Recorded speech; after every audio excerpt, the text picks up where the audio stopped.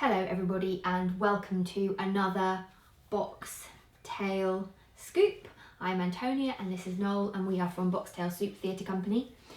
This week we thought we would do an update really on how we're getting on with the revamp of Alice's Adventures in Wonderland.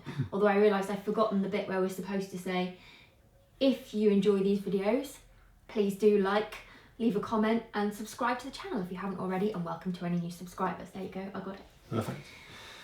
So yes, an update on how we're getting on with the revamp of Alice. As you can see in front of us, Noel has been very busy starting off all of the new puppet heads.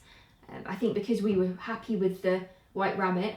Yeah, so the reason I put in here, Yeah. in fact, was just because I wanted to quickly grab him. So last week we showed you the progress on the White Rabbit, and what we were saying was that we built this pear-shaped head, covered that with a base coat of papier-mâché to make sure that we liked the shape. And then I'd added on the details, the ears, the glasses and the nose and the little cheeks and the teeth and all that. So we were happy with that. We were happy with the way that looked. And obviously we showed the body as well. And we liked the way the whole thing had come together. So in making the next set of animal puppets, because we knew we were happy with the shape overall and we knew that adding on those features had worked, rather than do it in two stages this time, by building the sort of pear shape and then covering that, then adding on all the details afterwards, what I've done this time is, as much as possible, I've added in those extra features while I was actually building the frame. I did take a few quick photographs as I was going along of the bare frames themselves, so I'll try and pop those up now. Well, you can see, can't you, on this one? Yeah, you can see. Here's a good example. You can see this one here. So this is going to be the March Hare. Yeah, and you can see that pear-shaped frame is underneath, and then I've just added on in cardboard these extra little bits to allow us to start to build the features on. Obviously, we will then go on and add more details, and we might sculpt that a little bit and add other little bits and pieces on, but at least it gives you the base shape to start from, and you don't have to do it in a couple of stages. And I think that works really nicely, actually. You can already see them coming to life quite well. Yeah, You've started a very rough first coating, haven't you, on all of these ones? Yes, so I've sort of given them a very, very rough base coat. Some are covered better or more than others. But you can see here on the mouse, it's sort of the next stage on from the March Hare here. So I've covered the ears and just started to build up that nose and stuff. And that's come out quite a nice shape. So I'm quite pleased with that one. And if you just lean down to your left, yes, there's her body. I'll take her head if you like. There we go, I got it. And we can just hover the one over the other. There's not much room on our table today, but you can probably just, if I move the March Hare out of the way like that, you can see roughly then how she might look. So I made her body same way as I made the rabbit, but obviously she's a little bit smaller because she should be, because she's a little mouse. But it's the same principle, and the costumes are from the previous iteration of the show. We're not changing them because we like them.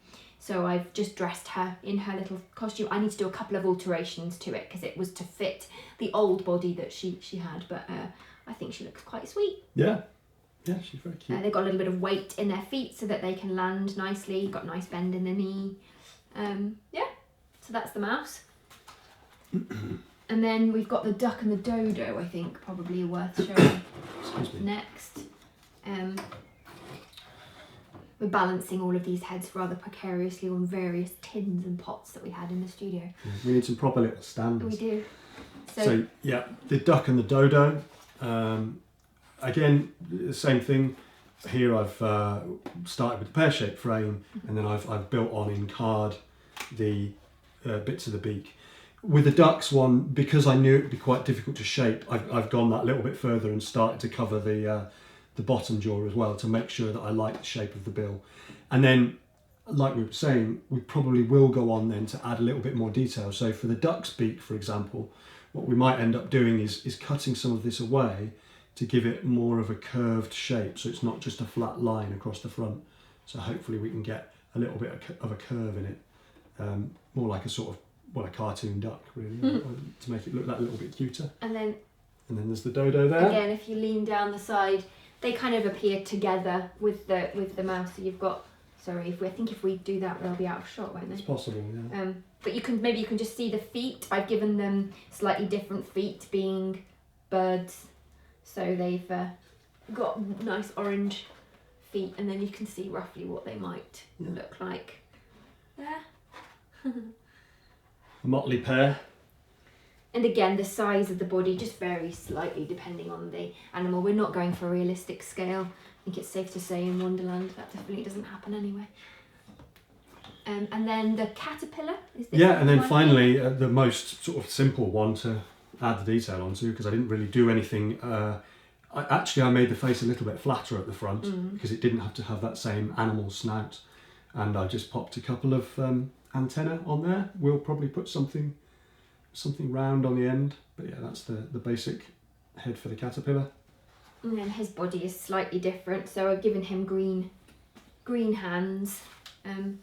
You can sort of see what he will be like, and he doesn't have any legs, so in fact what I've done is I've stitched across the torso here to give it a bend, because he needs to sit on something, and then that just gives him this sort of nice shape there. And he sat down, and the reason why I've made his hands green is because I think we said with the rabbit, we are going to be spray painting their heads much like our frog puppet in Little Grim Tales. So the caterpillar will be a green colour. The birds will be mostly white, I think, with then the nice bright bill, beak. yeah. And then the white rabbit will obviously be white with a little bit of pink in the ear. The mouse, we're going to go white with a little bit of grey, I think, and then some pink in the ears. And then the March Hare, we're going to go for a kind of light brown colour with maybe some darker brown in the ear. But they're coming along really nicely, I think. Yeah, absolutely. Yeah. So that's really it this week. I mean, we've been sort of focused just on getting this done and working our way through them. Yeah, I mean, they're coming along well. We knew what shape we wanted. We knew what we were working towards. It's been a little bit different than doing something like Christmas Carol, because obviously for Christmas Carol we were making a lot of different types of faces, a lot of different sizes, but they were all basically human-shaped faces. So you were doing a very similar thing. With this, each one has had a slightly different little challenge on it. And the same with the bodies. You know, you've had birds' feet, or they've been slightly different. Yes, I mean, obviously, again, we've not gone for realism. The birds haven't got wings as arms, they've got hands. It's really working out what you need them to do. And for our version of Alice, they all chat quite a lot together. So the main thing is that they talk well, that they might have a gesturing arm, and then that they look representations of.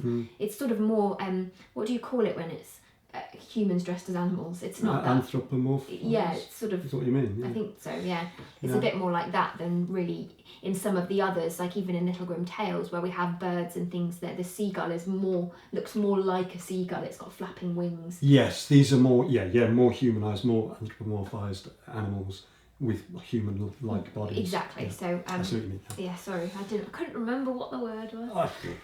I think the other important thing is to get that. It's like a slightly cartoonish quality or a friendly quality, because you have to bear in mind who the audience is. So when you were looking at the duck and the dodo, you did very briefly look at giving them kind of like a sort of feathered hand. But it actually looked quite scary, I thought. Yeah, and that's really important. It's supposed to be a family show, so anything that would could give these characters a sort of sinister edge is something you kind of want to shy away from. And it's also just we're always remembering what you need the puppet to do. Those puppets, we don't need them to fly. They don't fly anyway, and it's not. So therefore, giving them wings is not important for the moment that they live in. And ditto with the caterpillar, you need some arms to be able to gesture. Obviously, caterpillars don't technically have arms, but that's what we need for that moment. But yeah, you can see, I think the next sort of stage on these faces was obviously to tidy them up, smooth out the papier-mâché, and then to set their eyes a little bit more as well, to give them a bit of eyebrow, potentially, to kind of give their eyes, so their eyes are just kind of temporarily stuck on to show you what they might look like at the moment, but they need to be bedded into the face. Yeah. So that will be the next step. And then some wool, and then some spray paint. Yeah. So far so good. And we'll have more progress on them, I imagine, next week. But for the time being, thank you very much for watching, like we said before, give us a thumbs up, leave us a comment if you'd like to know anything in particular, possibly even subscribe, and we'll see you next time. Thanks.